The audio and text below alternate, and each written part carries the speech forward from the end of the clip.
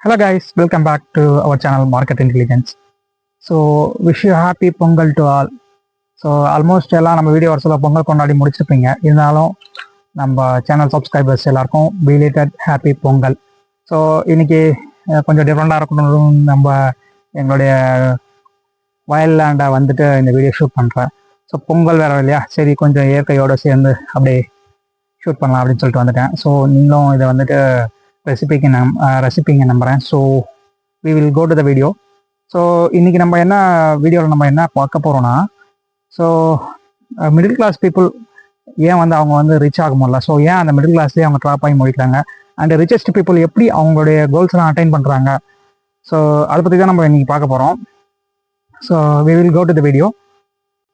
Okay, first thing, ஏன் middle class பீப்புளால் பார்த்தீங்கன்னா ரிச்சஸ்ட் அந்த கோல் அட்டைன் பண்ண முடியலன்னா, அவங்க பார்த்தீங்கன்னா salary, EMI and lifestyle showcase இப்படி தான் இருக்காங்க.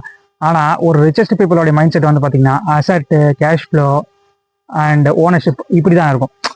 ஸோ நீங்கள் பாருங்கள், இந்த மிடில் கிளாஸ் பீப்புளெலாம் பார்த்தீங்கன்னா அவங்க ஒரு கஷ்டப்பட்டு அந்த சூழ்நிலை தான் வந்திருப்பாங்க. அது பார்த்தீங்கன்னா நம்ம மறுக்க முடியாது. ஸோ கஷ்டப்பட்டு அவங்க படித்து ஒரு லோன் வாங்கி தான் படிச்சிருப்பாங்க. அண்ட் அவங்க எப்படியா கஷ்டப்பட்டு வந்துருப்பாங்க. ஆனால் ஒரு சேலரின்னு வரப்போ அதை என்னன்னா ஒரு சேவிங்ஸோ இல்லை ஒரு இன்வெஸ்ட்மெண்ட் ஓரியன்டாக கொண்டு போக மாட்டாங்க. அதை என்ஜாய் பண்ணட்டும், நான் வேணான்னு சொல்ல, செலவு பண்ணணும், ஓகே, அதை பற்றி பிரச்சனை இல்லை.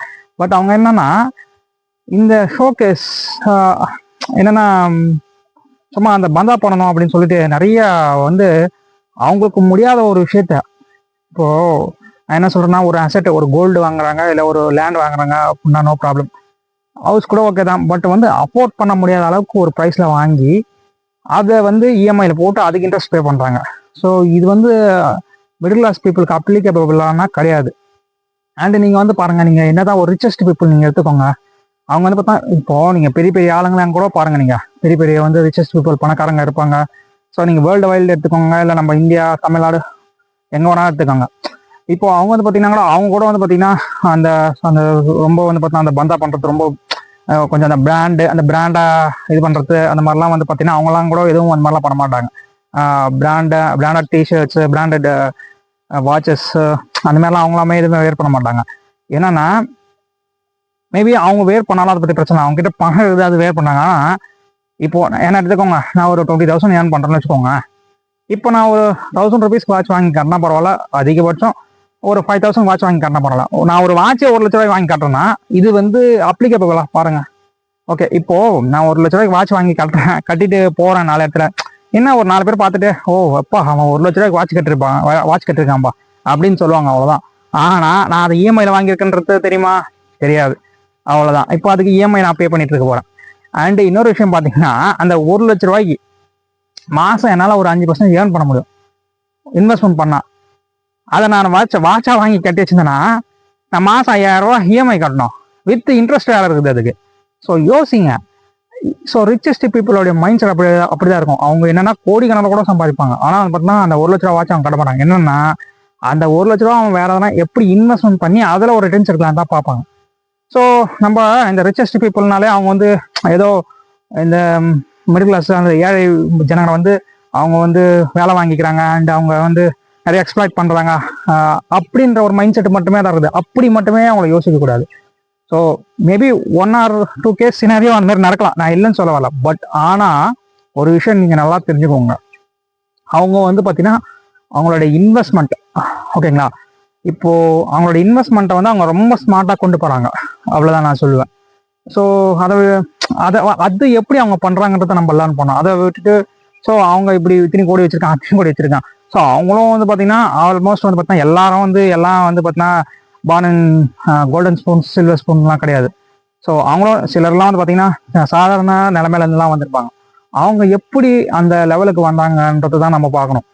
ஸோ அவங்க இப்படி பண்ணாங்க, அப்படி பண்ணாங்க, அது அப்பார்ட் தட், அது அப்புறமாட்டுக்கு இருக்கட்டும். நான் என்னன்றேன்னா அவங்க எப்படி இன்வெஸ்ட்மெண்ட் பண்ணி எப்படி மேலே வந்தாங்க அப்படின்றத நம்ம பார்க்கணும்.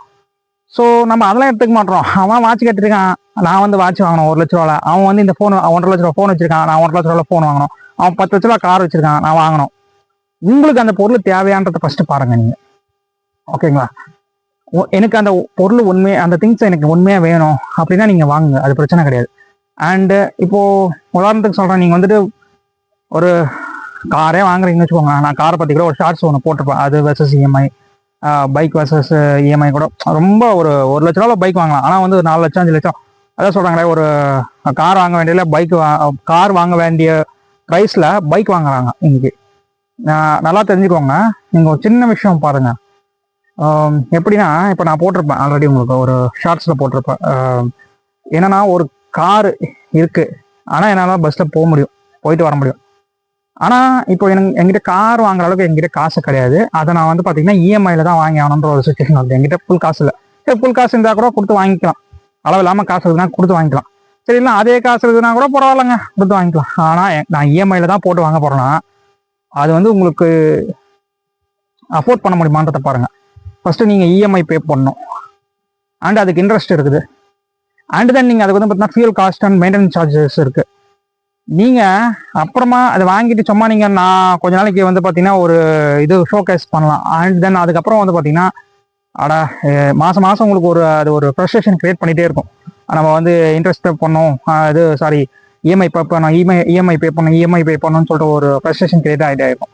ஆனால் நீங்கள் இதே இன்வெஸ்ட்மெண்ட் ஓரியன்டாக கொண்டு போங்க. நீங்கள் கொஞ்ச நாளைக்கு ஃபஸ்ட்டு ஒரு மாதிரி தான் இருக்கும். நீங்கள் ஒரு ஸ்டாக்ஸ்லேயே ஒரு எஸ்ஐபி, ஒரு ஸ்டாக்ஸோ இல்லை ஒரு எஸ்ஐபி, நீங்கள் எதெல்லாம் கொண்டு போங்க. முதல்ல கொஞ்ச நாளைக்கு ஒன்றும் பெருசாக இருக்காது. அதுலேருந்து ஒரு ரிட்டர்ன்ஸ் வந்தவொடனே நீங்கள் அதை பாருங்கள், உங்களுக்கே ஆச்சரியமாக இருக்கும். நம்ம பணம் இவ்வளோக்குள்ள வந்திருக்கா. இப்போது நீங்கள் மாதம் வந்து பார்த்தீங்கன்னா ஒரு 5,000 நீங்கள் வந்துட்டு ஏதோ ஸ்டாக்கோ இல்லை ஒரு ஸ்டாக்கில் போடுறீங்க, எஸ்ஐபியில் போடுறீங்கன்னு வச்சுக்கோங்களேன். இப்போது உதாரணத்துக்கு நான் சொல்கிறேன், சில ஸ்டாக்லாம் வந்து பார்த்தீங்கன்னா ஒரே ஒரு வருஷத்துக்குள்ள 60%, 100% ரிட்டர்ன்ஸ் கொடுத்த ஸ்டாக்லாம் இருக்குது. உதாரணத்துக்கு 60% ரிட்டர்ன் கொடுத்த ஸ்டாக்லாம் கூட இருக்குது. ஒரு 50% வச்சுக்கோங்க. இப்போது நீங்கள் அரௌண்டு ஒரு மாதம் ஒரு 5,000 கட்டுறீங்க, ஒரு வருஷத்துக்கு நீங்கள் 60,000 கட்டியிருப்பீங்க. ஒரு 1.5 வருஷம்குள்ள ஒரு 1 lakh கிட்ட கட்டியிருப்பீங்க. நீங்கள் அது வந்து பார்த்தீங்கன்னா அதுக்கு ரிட்டர்ன்ஸ் ஒரு 50,000 வந்திருக்கு அப்படின்னா மொத்தம் உங்களுக்கு 50,000 ப்ராஃபிட்னா நீங்கள் அந்த நேரத்தில் எப்படி இருக்கும் உங்களுக்கு? ஸோ நீங்கள் யோசிச்சு பாருங்கள். அதே போல் ஒரு எஸ்ஐபியில் நீங்கள் வந்து போகிறீங்க, ஒரு 20% எஸ்ஐபி ரிட்டர்ன்ஸ் வந்த எஸ்ஐபிஸ் இருக்குது. ஸோ நீங்கள் அதை எடுத்து பாருங்கள், அப்போ எப்படி இருக்கும் உங்களுக்கு? நீங்கள் 1 lakh கட்டியிருப்பீங்க, பார்த்தீங்கன்னா உங்களுக்கு வந்து 20,000 உங்களுக்கு வந்து பார்த்தீங்கன்னா ப்ராஃபிட்டில் இருக்கும். ஸோ இந்த மாதிரி பாருங்கள், இப்படி தான் ஆசெட் கிரியேட் பண்ணணும். நீங்கள் வந்து இஎம்ஐ இல்லை ஒரு கார் வாங்குறீங்க, என்ன பண்ணியிருப்பீங்க? நீங்கள் வந்துட்டு ஆல்மோஸ்ட் நீங்கள் வந்து பார்த்தீங்கன்னா ஒரு 1 lakh இஎம்ஐ கட்டியிருப்பீங்க. ஸோ இன்ட்ரெஸ்ட் பே பண்ணியிருப்பீங்க. உங்களுக்கு ஒரு ஃபினான்ஷியல் ஃப்ரீடம் இருக்காது. 4 முறை முதல்ல வாங்க சொல்ல ஒரு கியூரியாசிட்டி இருக்கும். 4 முறை போய் வந்துட்டு ஷோ கேஸ் எல்லாம் பண்ணிட்டேன், அதுக்கப்புறம் பார்த்தா அதில் ஒரு என்ஜாய்மெண்ட்டாக இருக்காது. ஐயோ ஏன்டா அந்த கார் வாங்கணும், நம்ம பேசாமல் கார் வாங்காமல் இருந்துக்கலாமோ அப்படின்னு சொல்லிட்டு. ஸோ பாருங்க, ஸோ என்னன்னா அந்த ரிச்சஸ்ட் பீப்புள்னா அவங்க கார் என்ன பண்ணுவாங்க, அவங்க காரை வந்து டிராவல்ஸுக்கு விடுவாங்க, இவங்க பஸ்ஸில் போவாங்க. ஸோ என்னன்னா அவங்களுக்கு காரே இருந்தாலுமே அதை வந்து ஒரு டிராவல்ஸில் ஓட்ட வச்சு அதன் மூலமாக ப்ராஃபிட் கெயின் பண்ணுவாங்க, இவங்க பஸ்ஸில் போவாங்க. அது மாதிரி நான் கேள்விப்பட்டிருக்கேன். அவங்க ஒரு ஃபேமிலிங்க, அவங்க வந்து பார்த்தீங்கன்னா ரொம்ப கொஞ்சம் ரிச்சஸ்ட் ஃபேமிலி தான். ஸோ அவங்க என்னன்னு பார்த்தீங்கன்னாக்கா அவங்க வீடு வந்து பார்த்தீங்கன்னா கொஞ்சம் பெரிய வீடு. ஸோ என்னன்னு கேட்டிங்கன்னா கொஞ்சம் ஹை கிளாஸான வீடு. என்ன பண்ணுறாங்கன்னா இந்த வீடு வந்து வாடகை விட்டுட்டாங்க. அவங்க வந்து ஒரு நார்மலான வீட்டில் இருந்துக்கிறாங்க. என்னன்னா இதில் வந்து வர அந்த ரெண்ட் வாடகை இருக்கு இல்லையா, அது வந்து பார்த்தீங்கன்னா ஒரு 20,000 மேலே இருக்கும் போல, 20-25 இருக்கும் போல. ஸோ அவங்க என்ன பண்ணுறாங்க, ஒரு 5,000 10,000 வீட்டு வாடகையில் இருந்துக்கிறாங்க. ஸோ 15,000 அவங்களுக்கு வந்து இன்கம் வருது. ஸோ பார்த்துக்கங்க, ஸ்மார்ட் இன்வெஸ்ட்மெண்ட்ன்றது இதுதான். நான் அதுக்குன்ட்டு நான் உங்கள் வீட்டை விட்டுட்டு நீங்கள் போயிட்டு வேற வீட்டில் போயிட்டு என் சொந்த வீட்டுக்கு போயிட்டு நான் வாடகை வீட்டில் இருக்கிற உங்களை இருங்கன்னா நான் சொல்ல வரல, சொல்கிறேன். இது வந்து ஒரு ஜஸ்ட் ஒரு அந்த ரிச்சஸ்ட் பீப்புளோடைய மைண்ட் செட் எப்படி இருக்கும் அப்படின்றது தான் நான் சொல்கிறேன். இப்போ நான் சொன்னல, காரே எடுத்துக்கோங்க. நீங்கள் உங்களுக்கு காரில் தான் போகணுமா, என்ன பண்ணுங்க, ஒரு காரை ரெண்ட்டுக்கு எடுத்துக்கோங்க, ரெண்ட்டுக்கு எடுத்து ஓட்டுங்க. நீங்கள் என்ன பண்ண போறீங்க, அதுக்கான ரெண்ட் சார்ஜஸ் கொடுக்க போறீங்க, ஃபியூல் சார்ஜஸ் கொடுக்க போறீங்க, அவ்வளோதான். அண்ட் இல்லையா, ட்ராவல்ஸ் இருக்குது, புக் பண்ணிக்கோங்க. இல்லை ஃப்ரெண்ட்ஸ் எல்லாம் கூட உங்களுக்கு யாரெல்லாம் க்ளோஸ் ஃப்ரெண்ட்ஸ் வச்சுருப்பாங்க, மேபி அது கேட்கறதுக்கு கொஞ்சம் ஷையாக இருக்கலாம், நான் இல்லைன்னு சொல்ல வரல. மேபி உங்களுக்கு ஒவ்வொருத்தர் கொடுக்கலாம், சரி கொடுக்கலாம் கூட. என்ன உங்களுக்கு ரெண்ட்டு கேட்டால் கொடுக்க போகிறாங்க, இல்லை வந்து பார்த்தா ட்ராவல்ஸ் கேட்டால் வர போகிறாங்க. ஸோ அதுக்கு என்ன சார்ஜஸ் அதை மட்டும் பே பண்ணிட்டுவாங்க.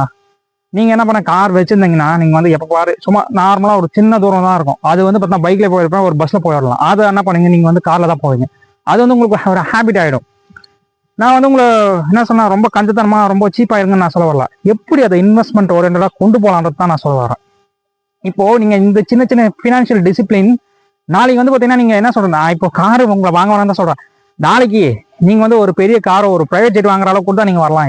யாருக்கு தெரியும்? ஸோ அந்த ஃபினான்ஷியல் டிசிப்ளின்ன்றது வந்து ரொம்ப முக்கியம். நான் அதான் சொல்ல வரேன். இப்போ என்னன்னா நீங்கள் அவங்க அதை தான் சொல்கிறேன், அவங்க அவங்க அந்த ரிச்சஸ்ட் பீப்புளுடைய மைண்ட் செட் இப்படி தான் இருக்கும். நீங்கள் என்ன பண்ணுங்க, உங்கள் ஃப்ரெண்ட்ஸோடைய கார் வாங்கிட்டு நீங்கள் ஃபியூல் போட்டு ஓட்டுங்க.